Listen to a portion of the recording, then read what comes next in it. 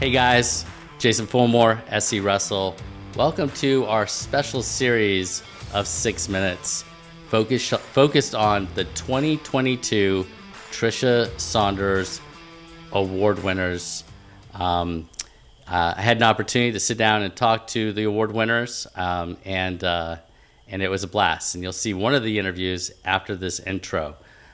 But before we get to that, I thought it would be important to explain what the award is and who is Tricia Saunders, because I'm not sure everyone knows. First and foremost, this award is awarded to the top high school senior in each state for excellence on the mat, in academics, and in community service. And Tricia Saunders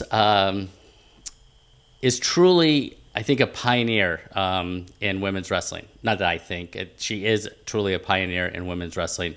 And it's important that I think we understand how much she did to forge the way for all the young women who are participating now. So I'm going to read a little bit from the National Wrestling Hall of Fame bio about Tricia Saunders to give you some perspective. First, she was a 4-time world champion and was the first woman ever inducted as distinguished member of the National Wrestling Hall of Fame. She captured world championship gold medals in 92, 96, 98, 99. She was outstanding wrestler in 1992. She's the first U.S. woman to win a world title, and she's the only American to win more than 2. Although, when this was written, I'm not sure that they'd seen the likes of Adeline Gray and so on and so forth come along. So I don't know if that record still holds true. She won a record 11 U.S. National Women's Freestyle Championships, and she never lost to a fellow U.S. competitor. She is a strong advocate for women's wrestling, served in leadership positions in USA Wrestling, and pushed for women's opportunities in the sport. She was named the first ever USA Wrestling Woman of the Year in 1997, and has been awarded Woman of the Year numerous times by the U.S. Olympic Committee, so on and so forth. So Tricia Saunders has really set the way, and it's quite an honor to have an opportunity to talk to each of the 6 winners from the Southeast, and just real quick go through those for you. Number 1 is Yasmini Oliveira from Spain Park in Alabama. Ella Beam from Burns High School in North Carolina. Ella was also the Southeast winner, because not only do you win for your state, but then you compete against the other winners to see who wins for the region. Juliana Diaz from Dr. Phillips was the winner from Florida. Lisa Glimpf from Marietta was the winner for Georgia. Bella Hoffman from Fort Mill was the winner for South Carolina. And Valerie Smith from McGavock High School was the winner for Tennessee. I hope you enjoyed the interview that you tuned in for, and check back to watch some of the other interviews. So let's get on to the interview. Thanks. All right. So here today with Bella Hoffman. Bella, how are you? I'm good. How are you? I'm great. Well, I mean, I'm doing great, but you just won the Tricia Saunders Award for South Carolina. How does that make you feel? It's pretty awesome. I was up against a lot of people, which was pretty cool considering I don't really have the best GPA, but I still managed to win. So it was pretty cool. Wow. Okay. So yeah, no, I mean, South Carolina girls wrestling has really taken off, and there was probably some pretty good competition between, for winning the award. Obviously, your accomplishments on the mat, helped a great deal. Obviously.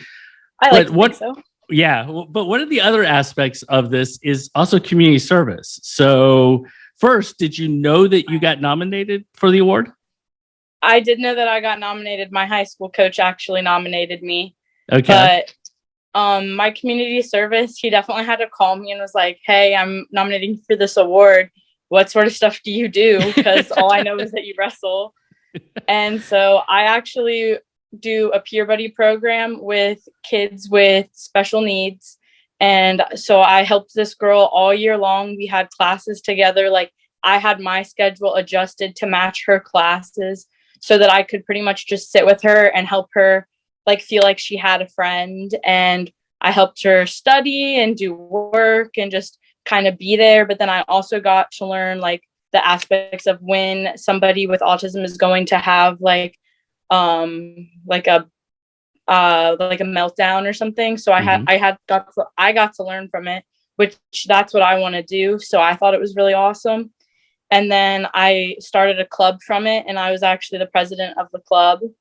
That's awesome. We got to help with Job Olympics and Special Olympics, and we like threw them a big parade, and it was pretty awesome. That is so cool. So does this happen I assume you got the same schedule. So it happens with high school students at Fort Mill? So it's not a lot of high school students, but yes, there is a select few high school students that do it. Yeah. Okay. Awesome. That's totally cool. So that's what you want to end up doing is working with special needs students, or? Yeah. So I want to open a gym that's strictly based around athletics, but designed to work with special needs kids with like anywhere from like super severe anything to totally mild, and they just want to be a part of it. That's totally cool. How did you get an interest in that? My dad actually coached a kid when he was at Clover that had Down syndrome, and I thought it was so cool that he wanted to wrestle. And he had asked one day why there wasn't other kids like him on the team. Ah, yeah. Okay. That makes sense. And honestly, there's probably, I don't know if there's that many opportunities. So you're trying to create opportunities for them. That's fantastic. All right. So, how do you balance doing that with school and wrestling? I mean, that's a lot. Well, honestly, it made me have to pay attention more in school. So it helped me out too. So like, even though like I was helping her so much, she was helping me because my notes had to be more detailed. So it forced me to study more and make sure my notes were like in depth so that she could understand it. And then I just wrestle. Like I just do it all the time, every day. Yeah. So when did you start wrestling? I started wrestling when I was 7, but I didn't really start taking it seriously until I was like 10 or 11. Wow. So you've been wrestling for a long time. Almost 10 years.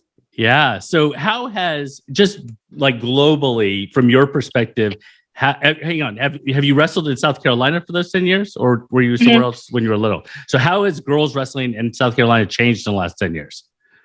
Well, tremendously. It went from being me and Kylie Dean at every single tournament to me and all these girls that I've never met before, but I can't wait to meet them. So it's been pretty awesome to see it grow. So I think it, and you can correct me if I'm wrong, but you're a big beach wrestler as well. Is that correct?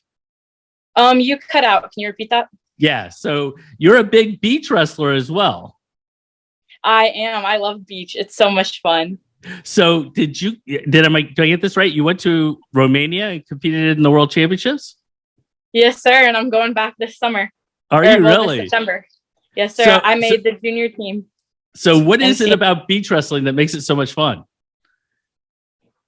For me, it's just there's no stress. So like I really focus when I'm on the mat. And I think just the fact that it's not in such a structured area, like you're 10 feet away from an ocean and the sun is out and it's so pretty outside. And you're surrounded by all these people that, at least around here, don't really know what's going on. So everybody's talking to everybody. And like, it's just, the atmosphere is so much less, like, it's less competitive almost because nobody's putting that pressure on themselves, but everybody wants to do good. Yeah. Yeah.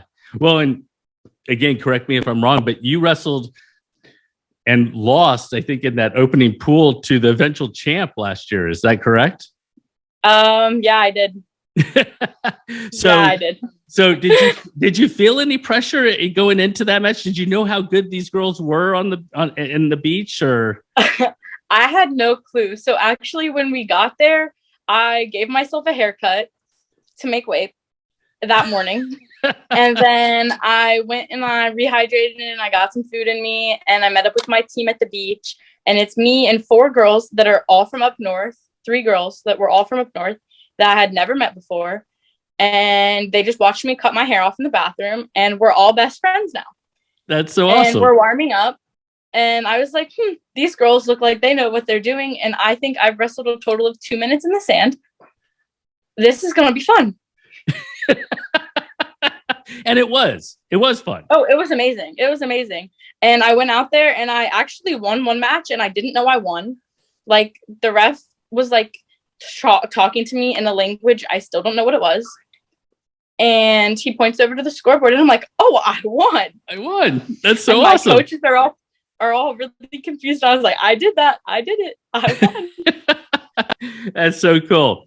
So let's go off the mat. I only have 2 questions left. So off the mat, what's a hidden talent that like only a few people know that you have that we don't know about? Hidden talent. Come on. I can cook. You can cook. I can cook pretty good. I like baking. What do you cook? Brownies. I feel like I make brownies the most. Brownies are my go-to. So, I just talked to Lisa Glimp, who won it in Georgia, and she's also a big baker. She loves to bake as well. And my big question for her, and it's the same for you, isn't that hard to be a baker, to be really good at baking and also be a wrestler and cutting weight? I never want to eat the food, though. So my dad eats it. All right. So, but brownies are the go-to. Oh, for sure. Like, my dad's friends request it. They come in town and they're like, can you make us brownies? And I'm like, sure, I got you. There you go. All right. Well, you know what? We'll if you're in Fargo, you'll have to bring me some brownies. We'll have to work that out.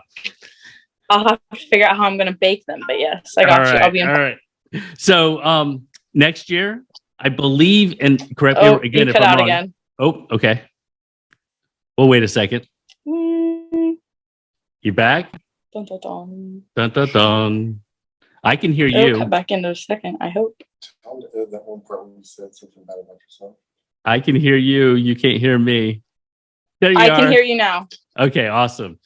All right. So last question, and we did really well until that last little blip.